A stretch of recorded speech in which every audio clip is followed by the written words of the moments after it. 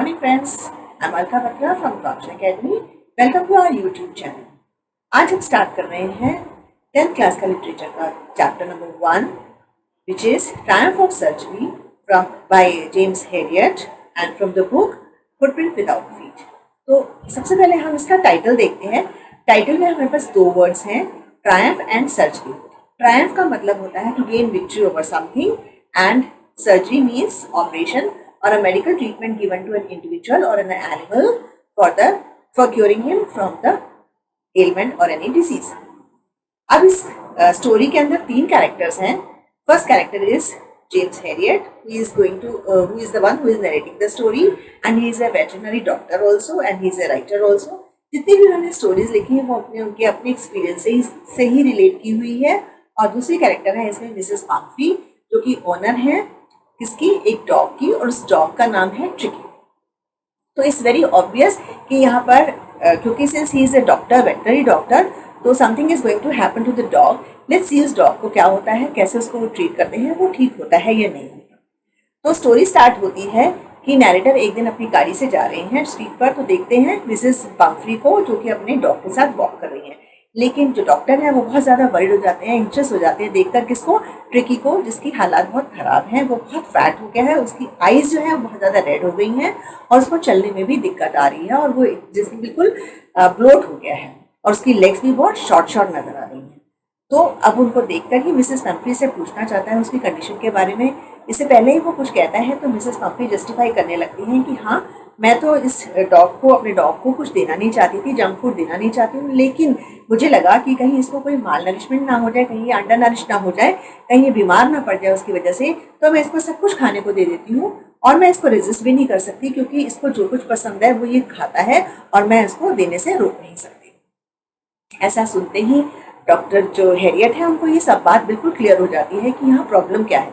Problem दो है यहाँ पर. एक प्रॉब्लम है डॉग की जो कि बहुत ग्रीडी है, उसको जिस समय जो भी कुछ खिलाया जाता है वो एक्सेप्ट कर लेता है, उसके ऊपर अपना कोई कंट्रोल नहीं है. और दूसरी प्रॉब्लम है मिसेस पम्फ्री की, जो बहुत ज़्यादा ओवर पैम्परिंग करती हैं. एक वो ओवरफीड, उसी की वजह से वो उसने अपने डॉग को ओवरफीड किया है, जिसकी वजह से ये सारी प्रॉब्लम्स क्रिएट हो रही हैं. लेकिन फिर भी वो सिचुएशन को ध्यान में रखते हुए वो मिसेस पम्फ्री से बहुत ज़्यादा स्ट्रिक्टली उनको एडवाइस करते हैं कि अगर आपने इसको डॉग को प्रॉपरली फीड नहीं किया और उसको एक्सरसाइज नहीं करवाई तो वो definitely is going to get sick, उसकी हालत ज़्यादा ख़राब हो जाएगी. इसका जो रेपरकशन है वो काफ़ी थ्रेटनिंग हो सकते हैं. जब डॉक्टर ने उनके मिसेस पम्फ्री से उसका डॉग का शेड्यूल पूछा, एक्सरसाइज शेड्यूल पूछा, तो उनको पता चला कि वो आजकल कोई एक्सरसाइज भी नहीं कर पा रही थी, सिर्फ वॉक के लिए लेकर जाती थी क्योंकि उनका गार्डनर जो था वो आउट ऑफ टाउन था. तो इसलिए वो इंस्ट्रक्शंस देकर चले जाते हैं. लेकिन वो जाते हैं तो उनके मन में एक बात पक्की होती है कि अगर मिसेस पम्फ्री ने अपने डॉग को प्रॉपरली फीड नहीं किया तो definitely he is going to get a call immediately from her. और जैसा वो प्रिडिक्ट करते हैं, कुछ दिनों के बाद उनको वही होता है, उनको कॉल आती है मिसेस पम्फ्री की. और Mrs Pomfrey is very anxious about a dog क्योंकि उसकी तबीयत बहुत ज़्यादा ख़राब हो गई है.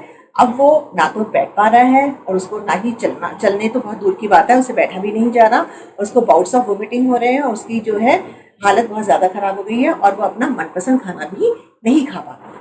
ये बात सुनकर जो डॉक्टर हेरियट है वो एडवाइस देते हैं. वो ये कहते हैं कि ठीक है, आप don't get worried about it, मैं ट्रिकी को अपने पास लेकर आता हूँ और मैं उससे आपको घर से दूर रखकर ही उसका ट्रीटमेंट करूँगा ताकि वो जल्दी से जल्दी ठीक हो जाए. तो मिसेस पम्फ्री ये सुनकर बहुत उदास हो जाती हैं कि वो कैसे रहेंगे अपने पेट के बिना, क्योंकि आज तक वो कभी अकेले उसके बिना रही ही नहीं है, तो उनको बहुत बुरा लगता है. लेकिन after all there is no option. तो उनको जो डॉक्टर कह रहे हैं उनको मानना पड़ेगा क्योंकि वो पहले से ही शर्मिंदा थी कि उन्होंने पहले भी डॉक्टर ने हिदायत दी थी, उन्होंने उनकी बात को, इंस्ट्रक्शंस को नहीं माना था. तो डॉक्टर खुद आते हैं, अपने साथ किसी को एस्कॉर्ट को भी करते हैं जो कि सारा सामान पम्फ्री ट्रिकी का लेकर जाता है. और उनके सामान में बहुत सारे उसके बॉक्सेस, उसके क्लोथ्स होते हैं, उसके बोल्स होते हैं, ब्रेकफास्ट बोल है, डिनर बोल है, लंच बोल है, उसके रग्स हैं, उसके कारपेट, उसकी ब्लैंकेट्स हैं. तो सारा सामान जो है वो काट करके ले जाते हैं. और जब वो हॉस्पिटल पहुंचते हैं तो वहाँ पर उसके लिए एक प्रॉपर रूम बने, उसके रूम में एक पूरा बॉक्स बनाते हैं जहाँ पर उसको अकेले रख देते हैं. वार्म सा बॉक्स होता है और वो आराम से लेट जाए, ताकि क्योंकि उससे बैठा भी नहीं जा रहा था, वो जाकर उसमें लेट जाता है. तो वहाँ पर जितने और से बैठा भी नहीं जाता तो वो वहाँ पर लेट जाता है और वहाँ पर जितने दूसरे पेट्स डॉग्स होते हैं वो वहाँ सब उसको आकर देखते हैं, उसको स्मेल करते हैं और स्निफ करते हैं, उसके बाद उसको अनइंटरेस्टिंग सा ऑब्जेक्ट समझकर छोड़कर चले जाते हैं। अब डॉक्टर हैरियट ने क्या डिसाइड किया कि वो किस तरह से ट्रीटमेंट करेगा।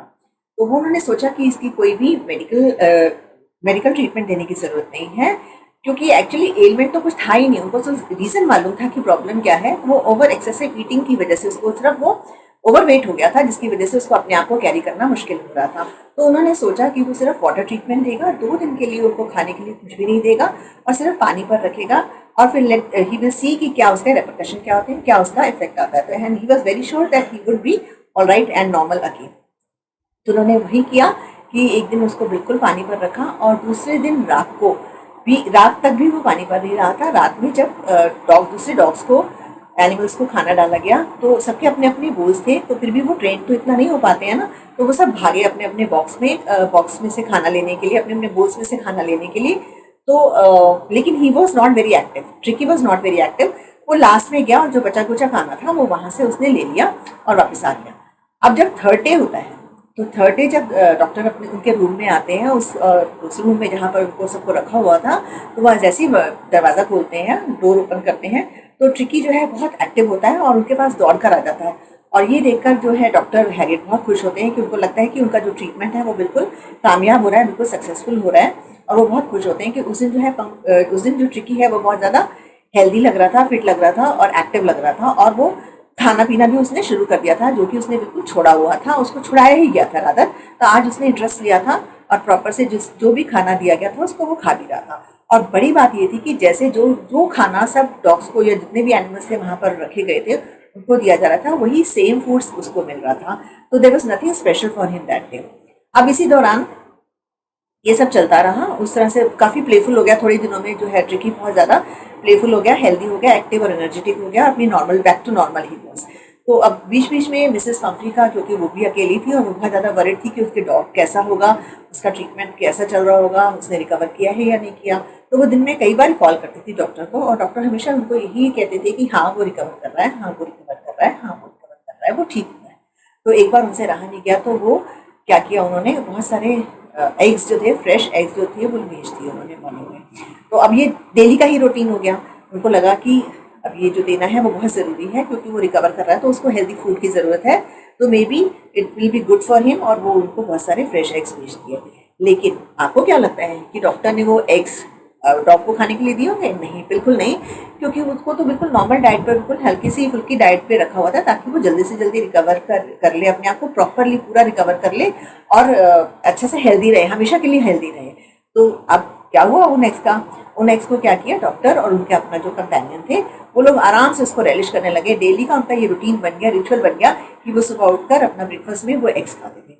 अब कुछ दिनों के बाद मिसेस पंफ्री ने क्या किया, उनके साथ वाइन और ब्रांडी भी भेज दी। अब वाइन क्यों भेजी गई थी? वाइन इसलिए भेजी गई थी कि वो उसके ब्लड को एनरिच कर सके, ब्लड को बेटर कर सके, हेल्दी कर सके, और जो है ट्रिकी है, जो उनका पेट डॉग है, वो और जल्दी जल्दी रिकवर हो जाए। तो अब तो उनके और भी मज़े हो गए डॉक्टर्स के।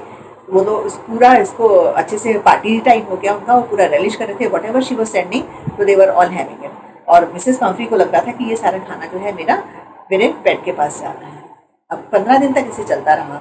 अब एक बार तो डॉक्टर के मन में ये आया कि क्यों ना वो ट्रिकी को अपना परमानेंट गेस्ट बना ले, क्योंकि ये तो उनकी अच्छी खासी अपनी रूटीन चल रही है, बहुत अच्छा उनका फूड मिल रहा है उनको, बहुत ज़्यादा वो पार्टी टाइम अपना सेलिब्रेट कर रहे हैं, तो why not keep this tricky as a permanent guest to his place.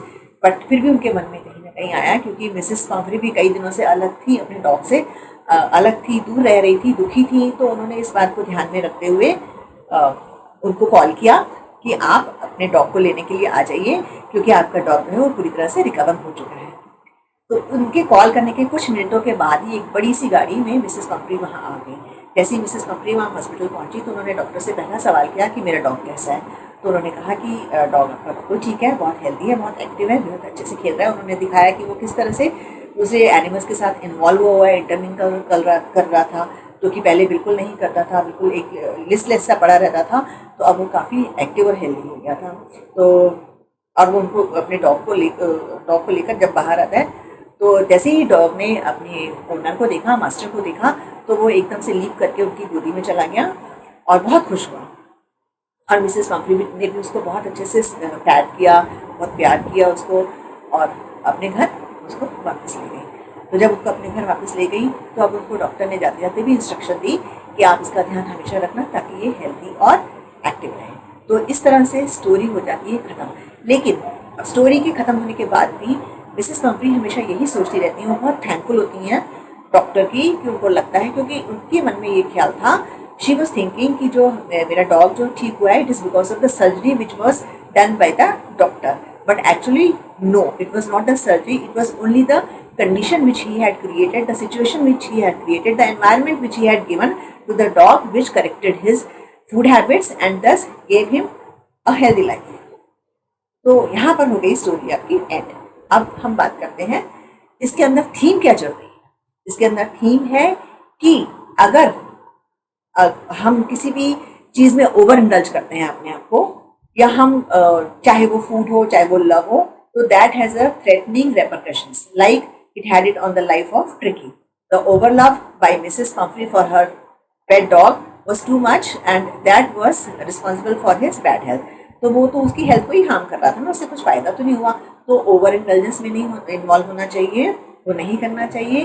Plus वो भी एक हम we should be very very careful कि हमें कितना किसके साथ क्या देना है। फूड, चाहे वो फूड हो चाहे वो लव हो चाहे वो कुछ भी हो, तो एक लिमिट में चीज़ें होती हैं, तो that is always good and positive. और दूसरा जो थीम इसके अंदर जा रहा है, जो डॉक्टर था, he was very wise, he was very intelligent, he knew how to treat his patients, he knew he could diagnose the problem of his patients very well, and he could treat them very well. And thirdly, the important thing was that he was also he was very sure, knew it very well that he should not, he had for some time he had become little greedy that he should keep that Tricky to himself as a permanent guest, but he realized that no. So he was very careful about his clients also. उसको लगा कि अपने clients को धोखा नहीं देना चाहिए, क्योंकि because the clients trust their doctors and they consider them as their gods. तो वो उनके लिए भगवान होते हैं, तो वो उस चीज़ को ध्यान में रखते हैं। He was loyal to the clients also. तो ये इस पूरी स्टोरी का थीम है।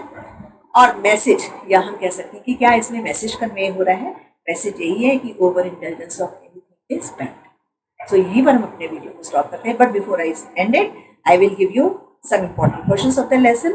And first important question is, why was Tricky sent to the hospital? Tricky को सर्जरी या हॉस्पिटल में क्यों भेजा गया? It's very clear, क्योंकि सर्जरी में इसलिए भेजा गया था क्योंकि उसकी कंडीशन ज़्यादा खराब हो गई थी एंड उसको एकदम से इमीडिएटली उसकी जो थे उसको वोमिटिंग बाउट्स हो रहे थे, और उससे ना तो बैठा जा रहा था, और उसकी आंखें जो थी टोटली रेड हो गई थी, और वो उसको अपना मनपसंद खाना भी खाने का मन नहीं कर रहा था। तो उसकी इतनी ज़्यादा तबीयत खराब हो गई थी, तो उसको इमीडिएटली हमें डॉक्टर के पास उसके पास भेजना पड़ा और उनको हॉस्पिटलाइज करना पड़ा। This is the first question. And the second question is, what immediate step was taken by Mr. Harriet to treat the dog?